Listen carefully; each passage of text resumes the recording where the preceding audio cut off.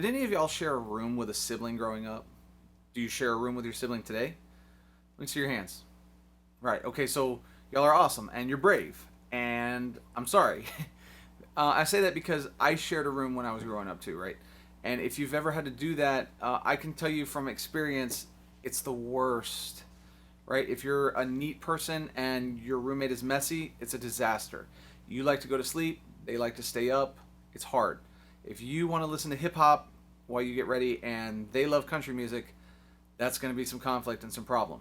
So I'm sorry if I hit any wounds, right, with those of you who share a room, but I remember dreaming of the day that my family would be able to get a bigger house. We could afford a house that had enough for me to have my own room, right? Yeah, that never happened. But maybe you feel the same way about your room situation, or maybe for you it's something else. Maybe you're thinking, I can't wait to have my own car. Or maybe you're thinking, I can't wait to go on this trip with my friends. Or maybe you're thinking, I can't wait until I'm old enough to move out and have a dorm or apartment of my own. Fill in the blank, right? Part of growing up is becoming your own person. You develop hobbies of your own, style of your own, thoughts about your future that are your own.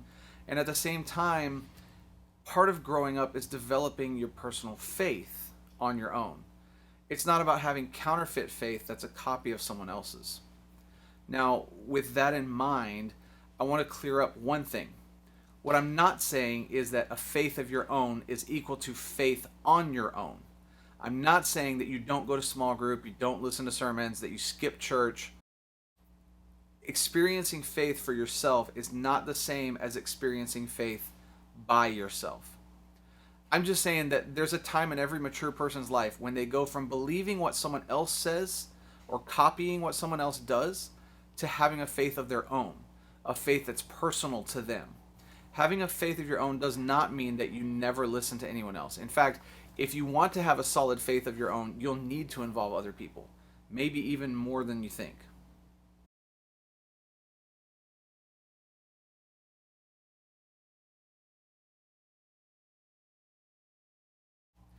Growing up, there were so many people who were a part of my life that helped shape my faith.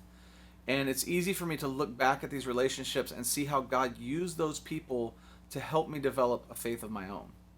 Now, that's true for almost everybody who has faith of their own. Faith that's not just a copy of the great people before them, but a faith that they live out for themselves.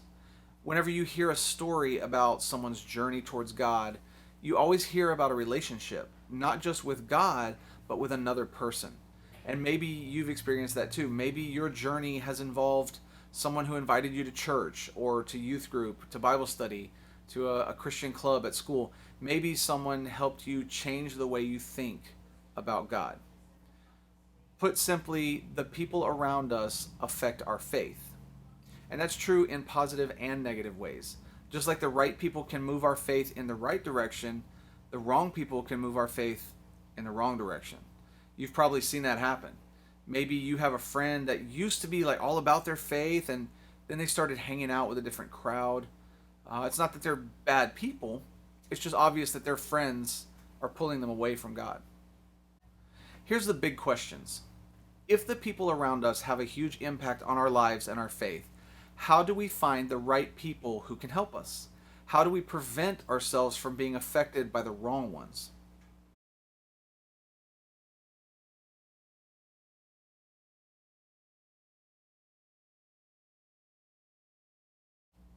Now, I want to start by sharing an ancient piece of wisdom with you. I am not exaggerating. In ancient cultures, books were written that contained nothing but wisdom and good advice. In Jewish culture, those sayings were collected into a book that we now call Proverbs. And even though the advice is old, it's amazing how relevant it is to our lives right now. So check this out.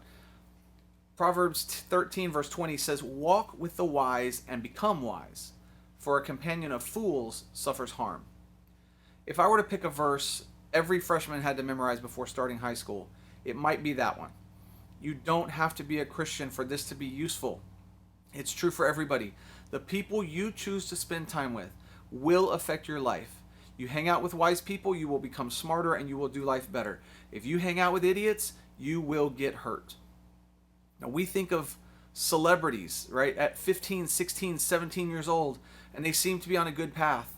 And then something happened and things started to go downhill for them. And if you watch any type of documentary about their life years later, they almost all say the same thing. It's that they'll tell you that they surrounded themselves with foolish people. The Apostle Paul talked about a similar idea when he wrote to the church in Corinth. It was a church that was full of people who had decided to follow Jesus, but they were having a hard time giving up the not great things they had done before they decided to follow Jesus. They were things that people around them continued to do. And so Paul told them this. He says, "Don't be misled. Bad company corrupts good character." And that's 1 Corinthians 15, verse 33. Here's what Paul is basically saying. If you want to move in a better direction, hang out with people who want the same thing, who are going the same direction. The wrong influences will impact you in ways that cause negative behaviors and outcomes. And just like the person who walks with the wise will be wise, the person who walks with fools will be foolish. Now, you've probably seen this happen before. Maybe your best friend started hanging out with a certain guy. Everybody knows that guy was trouble, and he's notorious for doing bad stuff, but your friend is clueless. What's the outcome? I would be willing to bet that your friend changed. And how do I know that? Because it's a timeless principle that is universally true. You walk with the wise, you grow wise. But bad company corrupts good morals. So, yes, Jesus calls us to love everybody and to spend time with people who aren't like us. But that doesn't mean that we invite foolish influences into our inner circle. We don't have to date just anybody, and we don't have to trust everybody's advice. But that's not just negative. It's equally true for people who are a good influence. So, back to the book of Proverbs. Proverbs 27:17 says, "As iron sharpens iron, one person sharpens another." We don't work much with iron, but chances are that your family has a good set of steak knives in the kitchen, right? Over time, your steak knives get dull. And if your parents want to sharpen them, they get a stronger piece of metal and they slide the two against each other, right? You've seen that with the knife and the stick, right? The two metals interact with each other and it makes the knife edge sharper. That's also true when it comes to people around us. Stronger friends make us stronger, make us sharper.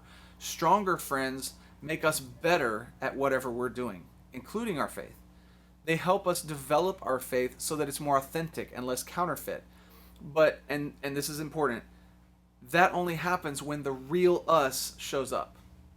We all know what it's like to bring a counterfeit version of ourselves somewhere.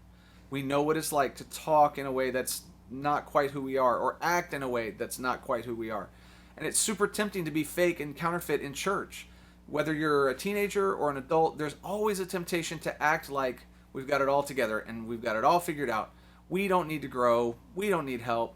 We're good, right? But when we do that, the real us misses a chance to grow.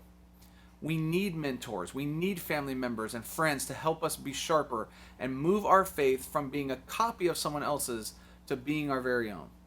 The real us misses out on the chance to get sharpened and to get stronger. And sometimes faith feels less real because we're being less real. The good news is the opposite is true too. When you show up as your real authentic self and you have real authentic conversations with these people, God uses those to make your faith stronger and more personal. In other words, real faith grows with other people.